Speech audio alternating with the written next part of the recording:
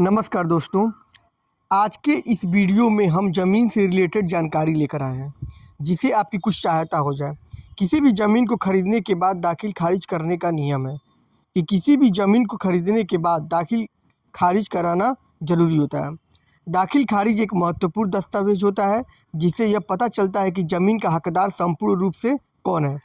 दाखिल खारिज करने के नियम के अनुसार कानूनी तौर पर ज़मीन का शीर्षक बदल दिया जाता है और नए मालिक को ज़मीन का संपूर्ण अधिकार दे दिया जाता है। दाखिल खारिज करने के लिए कार्यालय द्वारा ज़मीन के सभी महत्वपूर्ण दस्तावेज जैसे ज़मीन रजिस्ट्री दस्तावेज और क्रेता का मोबाइल नंबर, विक्रेता का पुराना ज़मीन का चिन्ह, क्रेता का आधार कार्ड, फोटोकॉपी आदि की आवश्यकता होती है। सभी दस्तावेजों की जाँच कार्यालय द्वारा की जाती है। प्रक्रिया पूर्ण होने के बाद रजिस्ट्री की हुई ज़मीन की दाखिल खारिज की अवधि 35 से 90 दिनों के अंदर कर दी जाती है, जिसमें 200 से 2500 तक खर्च लगता है। जिसके कुछ नियम होते हैं जिसके बारे में अभी भी अधिकांश लोग नहीं जानते हैं, इसलिए आज इस वीडियो के माध्यम से दाखिल खारिज के कुछ नए नियम की संपूर्ण जानकारी देने जा रहे हैं। तो जो भी व्यक्ति दाखिल खारिज के नए नियम की जानकारी लेना चाहता है वो वीडियो के लास्ट तक बना रहे। दाखिल खारिज के नए नियम। किसी भूमि का नामांतरण। किसी भी भूमि की रजिस्ट्री की जाती है तो उस भूमि की परिवर्तन किया जाता है, जिससे विक्रेता का नाम की भूमि की शीर्षक को बदल दिया जाता है और क्रेता के नाम की भूमि लिखित रूप से दाखिल खारिज कर दी जाती है। कार्यालय द्वारा स्थापित दस्तावेज क्रेता व्यक्ति को ज़मीन का खाता दिया जाता है, जिससे कानूनी तौर पर सिद्ध होता है कि दाखिल खारिज कार्यालय द्वारा दी गई है। गैर कृषि नामांतरण।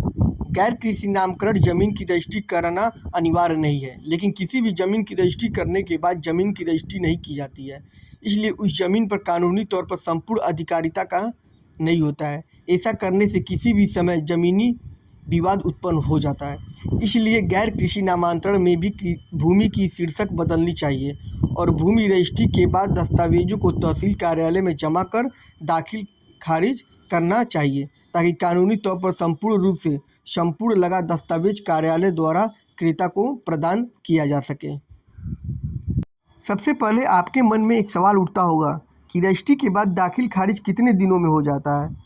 तो ज़मीन की रजिस्ट्री कार्यालय में दाखिल खारिज के लिए दस्तावेज और आवेदन फार्म सही पाए जाने पे 35 से 45 दिनों के अंदर हो जाती है। अगर कूटरचित दस्तावेज तैयार कर फर्जी तरह से बैनामा कर लिया जाता है तो किसी भी ज़मीन की दाखिल खारिज धोखे से कर लिया गया हो तो उसे 90 दिन के अंदर निरस्त किया जा सकता है, जिसके लिए किसी ठोस सबूत की सहायता से तहसील या रजिस्ट्री कार्यालय में आवेदन देकर कर सकते हैं। ऐसी ही लीगल जानकारी के लिए हमारा चैनल जरूर सब्सक्राइब करें। धन्यवाद।